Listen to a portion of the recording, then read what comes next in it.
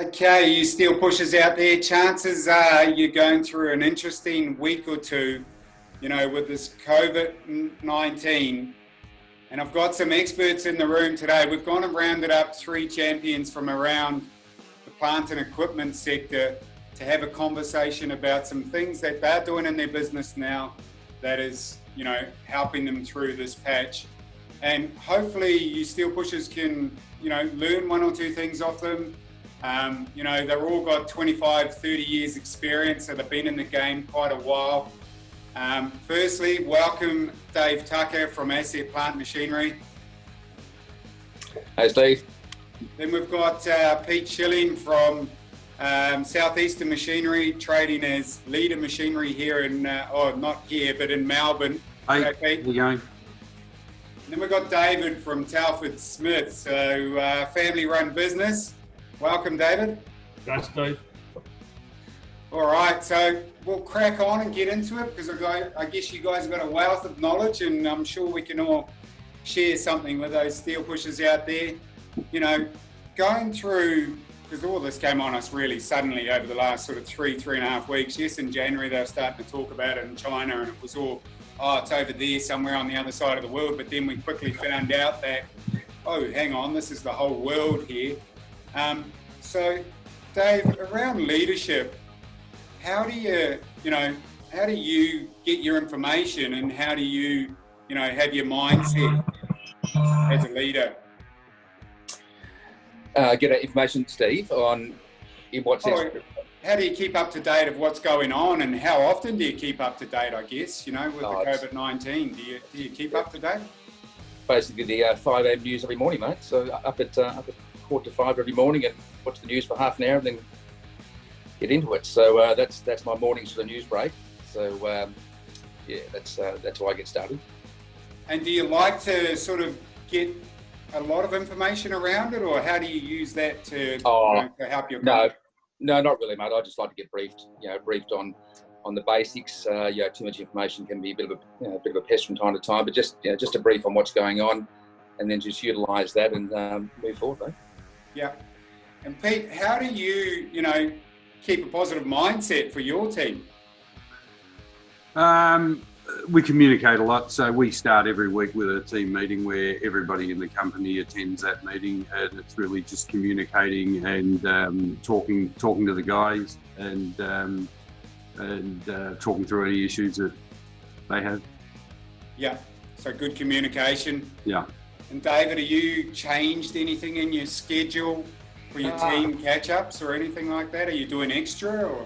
Yeah, we're definitely doing extra. It's good we've taken it more and more online, and we're using, Microsoft Teams. I'm using Loom, which is a way of recording my screen and myself at the same time. So if a customer's got a question, I can then, or a staff's got a question, I can just record a video of the screen and then send them the link to it.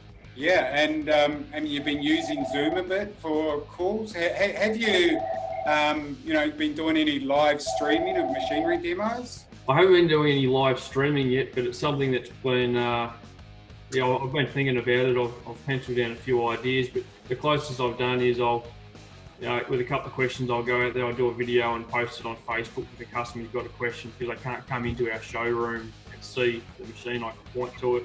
I can just go out into the showroom myself and take the video. Yeah. And Dave, I think you said to me the other day, you've got out and you're creating a lot more videos, because obviously things have changed with not as many people coming into the showrooms possibly, and obviously no trade shows this year. So you've got out and got the team doing more videos? Yes, Steve. First of all, I'd like to thank you guys, mate, for my first Steel Pushers episode of Watch was Friday the 13th, and just listened to that, drive to work one morning early, and it just basically tweaked the ideas that are there, but just got it into action straight away, mate. So I was actually pretty pumped about that session you had. Yeah. And we've communicated with the staff basically the month ahead in April. It's not going to be a negative month, it's going to be a positive month. So there's so much stuff that we can do during April to actually, as you said, prepare ourselves and push ourselves ahead of the competition. Yes, business owners are time poor, as you said, but implementing some of those ideas that you guys push forward is fantastic. Yeah, brilliant, mate. That's music to my ears. I'm really happy to hear that type of thing when you guys actually go out and implement it. Oh, that's right. Hey, you know, you've been in this game for a while. Obviously, you went through the 2008 financial crash over in America that then spread across the world. Yeah. You know, you seen anything similar to that and your experience? Are you using some of that experience from the past? I think the positive with what we're going through now is it's a virus, and the virus will have an end date. So whether it be in 3 months or 6 months, we're going to come out of it, and we'll bounce back. It's a question of how quickly things bounce back, but yeah, it will have an end date. And on that 3, 6, 12 months, you know, David, what are you thinking? Are you sort of planning out 6 months, or are you planning out 3 months, or is it adjustment on the month, or how are you handling the planning side of things? Oh, we're definitely planning out long term. We're sort of affected on a few different fronts because we've got our manufacturing plant in China with 25 staff there, but so we're sort of planning differently in Australia. But I mean, first and foremost, the last few weeks have just been drilling down on what we're doing now, you know, looking at our costs, looking at the staff, looking at what products people are interested in right now. And then it's now, you know, with the long term in mind, but focus on those short term, you know, get ahead of the game quickly. Yep, I like it. Speaking of staff, Dave, what's some things, you know, because I'm sure plenty of the steel pushers out there are wondering, you know, have we still got these technicians out working and installing these machines, obviously, or they're going and servicing? How's your service team at the moment? Oh, look, fine, Steve. You know, as mentioned prior, we've got sort of key service contractors nationwide. So, you know, we've actually called on them to actually to stand up and sort of help us out through these the month or so ahead, and you know, where there's on-site installations, like obviously we're restricted with WA and sort of Tassie and places like that. But you know, customers are generally very workable with the situation, and especially leading into sort of, you know, April, May, June, where they want to sort of get their orders in, etc. But our local guys are doing local work. Obviously, you know, we'll talk about this later, but you know, implementing safety procedures and processes, you know, for the guys to work on. You know, we've got one staff member, one service tech that's not comfortable travelling, so that's fine. We'll work with him. You know, we'll keep him in-house working on internal commissionings and service work. But in general, you know, everyone is working together. You know, we're working through this, and open communication is very important, Steve. Yeah, definitely. And Pete, your sales guys, you're seeing good leads still coming through into the business, or has that dropped off, or how? Absolutely. So yeah, absolutely. There's definitely been a downward trend, but we still are getting leads, and we're still getting some good leads. But obviously, what's going on, we're going to see a downward trend in sales. And I know you've made a few good sales over the last couple of weeks. So who was some of the business who was sort of bought off you? You don't need to name names. It's more of, you know, how did they still feel confident right now to buy, some pretty decent plant off you? Is it because they're in niche little pockets, or they just got that much work in front of them, Peter? Yeah, I think it's having the work in front of them. So obviously they've got a continuation of their business. So cabinet makers, for example, who are doing kitchens for builders, you know, those builders have sold those homes 6 months ago. So that work's coming up now.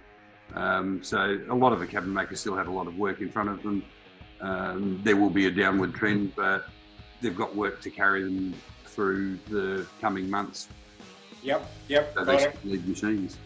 And David, what about your culture of when this started happening? How did what's your culture of sort of getting together? And what if you got a staff member who's, you know, you sort of look at them and you think, oh, they're a bit sort of flat at the moment. Maybe they're a bit upset by this. Do you handle that in a certain way? Or? Well, look, it's probably changed a little bit because those staff are working from home now, so it's all sort of 3 teams. But I think that whole change, you know, I knew I had to focus down on what those huddle rhythms are, and I think we sort of got that down, you know, checking in on everyone, you know, in the morning and then again in the afternoon, making sure everyone's all right. But I mean, from the leadership sort of team, which is the top half dozen people at the company, we had that sort of group management meeting about what's going on and what we're thinking, and get their opinions on it. You know, that helps a lot.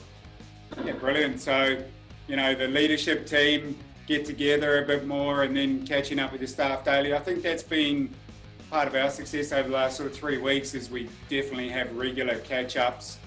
And it's all Zoom catch-ups like this. I just think, then people feel more connected. We're all in different situations with different families, and, some people are on their own.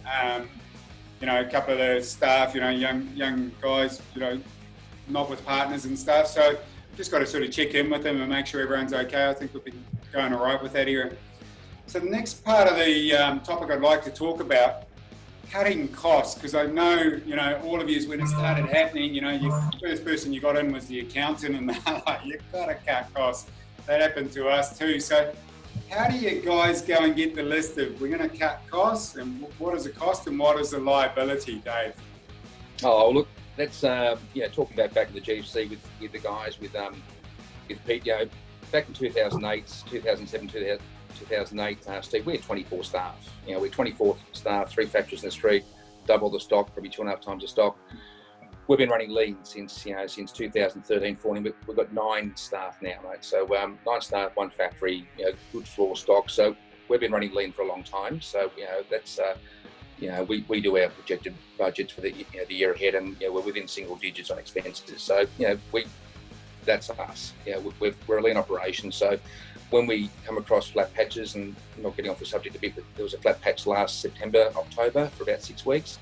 We just pre-commission machines, we just internal projects, etc. So we work through those slow times with a good lean staff, and as you said, keep communication up. We do morning toolbox meets. I'm involved in all those currently because of the current situation, and just keep the staff pumped up, motivated, mate. It's all positives, and as I said, positive mindset flow through. So. Yep, I really like that. Pete, so, when the accountant comes in, how do you get your advertising and go, which one should we cut? Or do you cut any, or do you push out? Do you have a mindset of retract, or do you have a mindset of push out? I'm interested to see with you. No, I think that cutting your advertising is a pretty negative move. We still want to get the word out there and get as many leads as we can. I've always liked that mindset of yours. From day one of meeting you, you were always like, what else can I be doing, So got to bring leads into the business. It's got to have sales. If there's going to be less leads, in a shrinking pool, we've got to push out a bit to get our fair share. We've had an interesting week on the site where it's bounced back. Our leads are back to February days, some record February days, before this really kicked in. So a good sign is there's more people on the site, more leads. So we've done some good things there, which I'm very happy about. David, how are you finding your website? You still got people coming to it? Yeah, look, we've still got leads coming in. We've got half a dozen or more channels that bring in leads, and they've probably slowed down a little bit, but I think the ones that are coming in, we've been surprised we've got a few quick wins. The inquiries that come in, the people that want to send a lead at the moment, aren't wasting time. They either don't have a job, they're not buying anything, or if they call up, they need something, they need it now. So we've got heaps of stock, so it's been good. David, time's flying by. We're going to have a quick break and come back after the break, and we'll talk about some more interesting topics. Thanks, boys. Fantastic. Thanks, guys.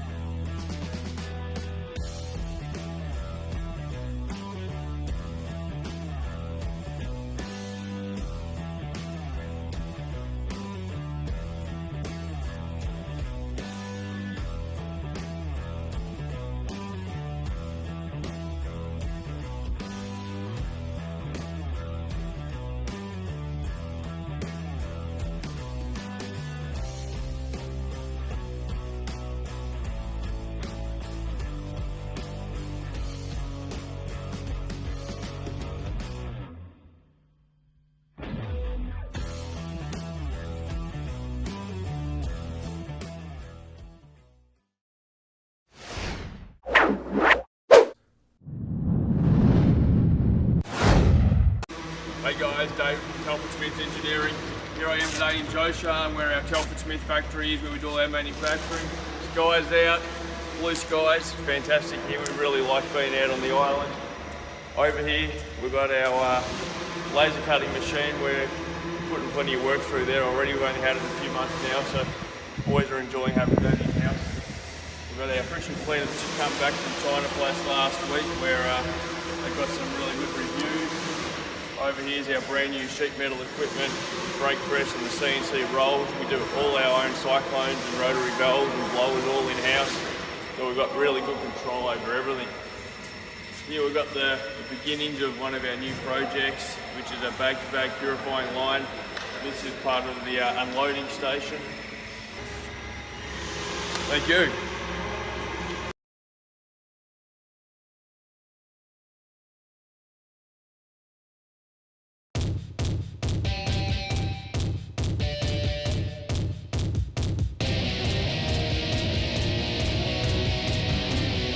Are you tolerating a poor finish from your old edge bander and having to hand finish for an acceptable result?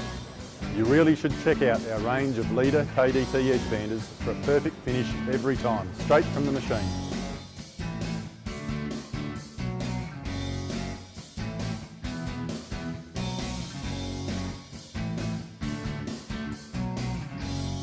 These reliable edge banders will provide years of accurate edging, and Leda's competitive prices and leases can put one on your floor from less than $120 a week. Talk to Leda Machinery today and join the hundreds of happy Leda KDT users around Australia.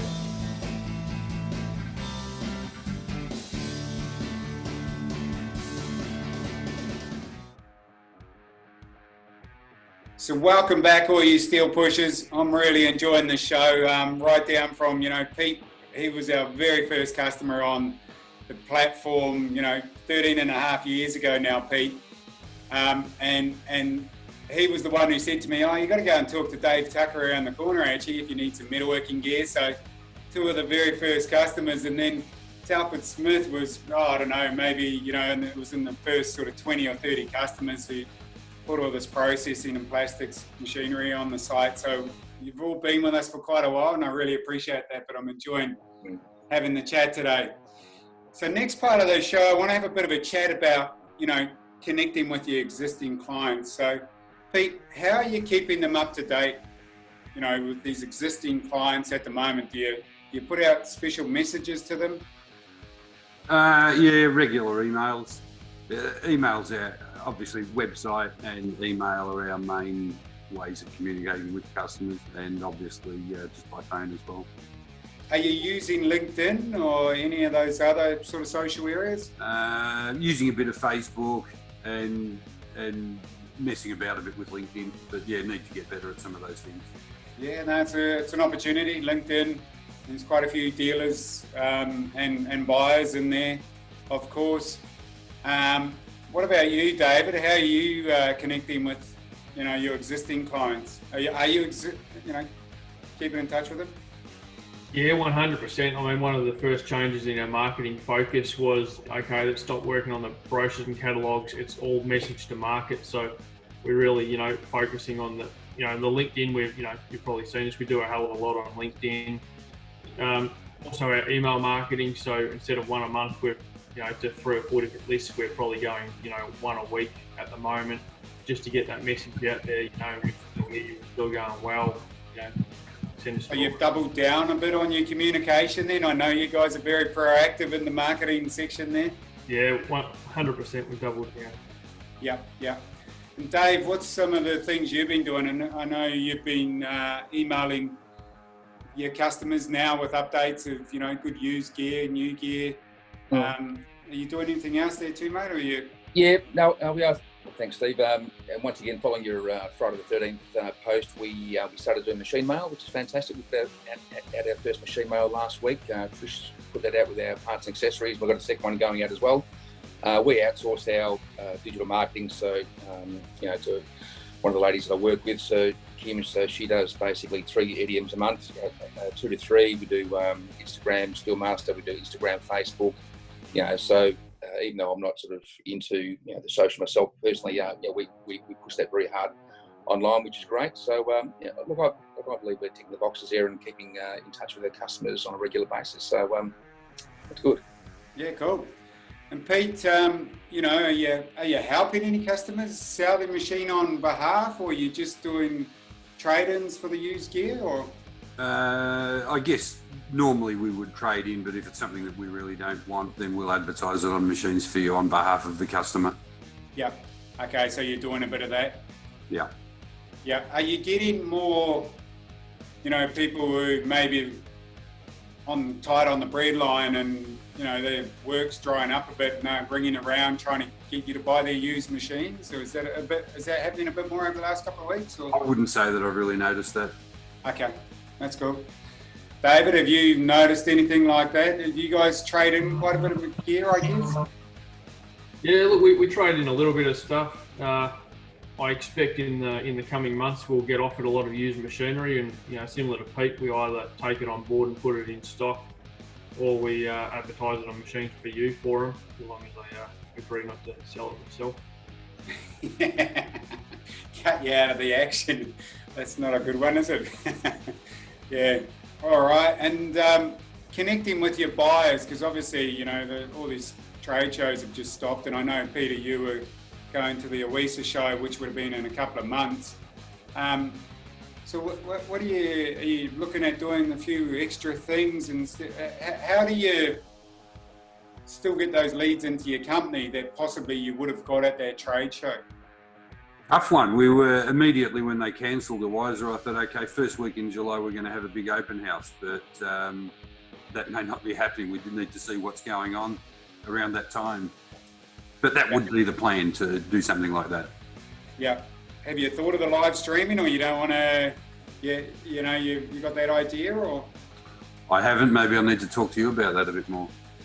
Oh, we're not doing it yet, but I'm just, you know, I start thinking, well, if there's not all these trade shows and expos, maybe there's an opportunity there for us to do, you know, some sort of live streaming, but, you know, maybe it's, you know, easy for you guys to do. I guess the whole thing that we've always had over these, probably for 10 years, 11 years in the site now, is the videos. So a video is like the sort of, in some ways, a live show. Well, it's that demonstration of a machine that obviously these customers can't come into your showroom and see you at the moment. So that's where videos just become so important at this time, you know, and we've practiced and preached for years and years. But I think now you're seeing the benefits of having done those in the past, because the engagement you get on your advert is obviously bringing in more buyers at the moment. Good. David, you know, your traffic, your website, or you're still running AdWords at the moment, or you?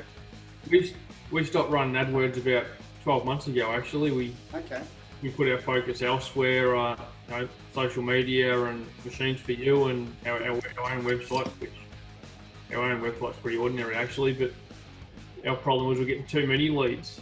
So we had to sort of try and moderate that while we build up the sales team. Yeah, well, that's an interesting challenge to have, huh? Too many leads. I'm sure there's heaps of machinery dealers out there, steel pushers out there that would love to have, you know, some more leads. So different horses for different courses, isn't it? Different businesses have different challenges. So, what else? Inquiry level, we've already talked about that. You've said it's sort of dropped down a bit, Dave, but it's good quality when they do actually inquire to you. Yeah, I think Pete wrote on the same sort of you know, question or answer there, Steve. Same as back in the GFC when that started. You know, lower leads but better, you know, better quality. You know, leads coming from customers. You know, customers that you know, less tire kickers, like as I say, mate. So you know, good quality leads coming through. So you know, the chance of conversion is very high. And as you know, because we deal nationally, even though we're based in Melbourne, we sell in service nationally. You know, it gives us that broader sort of environment to sort of service and sell into. So you know, look, you know, we're working through this fine. We've obviously set our budgets there for, you know, 2020 6 months ago, and you know, our sales budget expectation of what we set this month. Look, if we achieve 70% of that, I'd be very happy. So. Yeah, brilliant, mate, brilliant. And Pete, how are you finding it at the moment? Has it gone over the 3 or 4 weeks? But are the manufacturers making machines at the moment for you with your brands? Yeah, absolutely. We've had no issues there. Obviously, with the Chinese New Year being extended, there was a bit of a delay, but the factories came back, and we're getting regular containers. There's no issues with supply. Yeah, brilliant. For you, David, is that the case with your brands? Are you still got good supply right through? Yeah, well, exactly the same as Pete. All our suppliers are just telling us, business as usual, full production capacity if you want it. Yeah, they're ready to take anything on. So. Yeah, brilliant. And David, what about the shipping? Has that got a bit longer, or are they getting caught up at the wharves, or how are we finding that? Is the stock still coming in okay?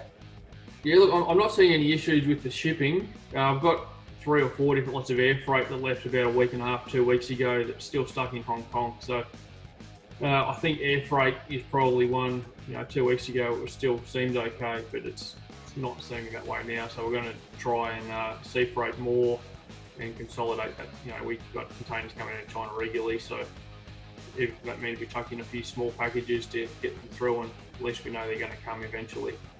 Yep. And Dave, you carry quite a decent stock level there on the floor. You're sitting in a nice position at the moment because you've obviously bought them at an older exchange rate. Maybe you've got a bit of floor stock there. Yeah, we have, mate. We had about six containers of lamb prior to Chinese New Year, which is good, out of China and Taiwan. That's an interesting name. Don't tell the Chinese that. No, all good. We've got floor stock here, and obviously what's happening now is all of our sort of post orders as well. As I mentioned as well, we've got, and as Pete said too, production's basically back to normal. We've got containers queued up there, basically ready to ship on demand. So obviously we have to work through this currency issue, which bottomed out about 54 cents the other week or last week, which is, we hadn't seen that for 10, 15 years. So we worked through that, and we'll start shipping probably again next week. But we just it's about holding those containers back until we're right to ship those in, Steve.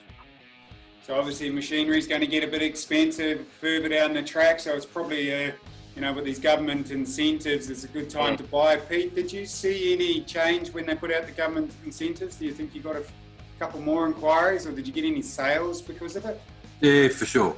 Definitely there was some interest sparked by that, which is what the government planned. And to be honest, I think they'll probably extend it. Yeah, they might do the old magic, like when some of you guys extend those sales, due to popular demand. Yeah, hurry up. God love it. Yeah. All right. So, the shipping's all good. What about, you're still getting quite a few buyers sort of locally buying your gear, David? Are you still, or you shipping, or you freighting it right across the country? Is there freight issues just across Australia, or are you finding it's okay? Look, so far everything seems to be moving around the country reasonably well. I mean, everyone's concerned about it, and they're sort of a bit more open to a few delays if there is any. But now the transport companies we've spoken to are trying to tell us it's business as usual for them. Yeah. Dave, you said an interesting thing to me yesterday. You said that, you had someone who had a bit of Chinese backlash. I don't know if this is because Trump's got it in everyone's ear that the Chinese started the virus, and there's a bit of a backlash there, I hear. Oh, look, yeah, just a little bit, because we deal with Aussie metal workers, they're sort of blokes, fellas and that, and just some general communication sort of feedback when you're chatting to them. They sort of said in passing that they think twice about selection on post this, and look, at the end of the day, I believe, not going off the rail a bit, but it's going to be better for the whole world moving forward after this, Steve. And as Peter said, it'll come and go. And look, it's a challenge that we're all working through, but I believe it's going to be a better place to live in and work in after this. So. Yeah, I think so too. It's like the world's getting a bit of a break at the moment, and it's sort of the environment's getting a chance to sort of cleanse. And I know there's rivers that have never been clear, and for whatever donkey's years, and now the rivers are clearing up. There's less planes in the sky at the moment, and possibly even for us, just hanging around home is probably a good thing. I know a few more things have been getting done around the house that the wife's, a bit happier about. So, No, well, time's flowing. I can't believe we could probably sit and talk all day. But in summary, we've talked about, leadership, the mindset, taking care of yourself, taking care of your staff, better communication. And the staff, the safety, all you guys are still, you've got your technicians going out, servicing these machines, keeping everyone going. Of course, you've added in extra flavours of, the masks and bits and pieces and social distancing and doing the right thing there.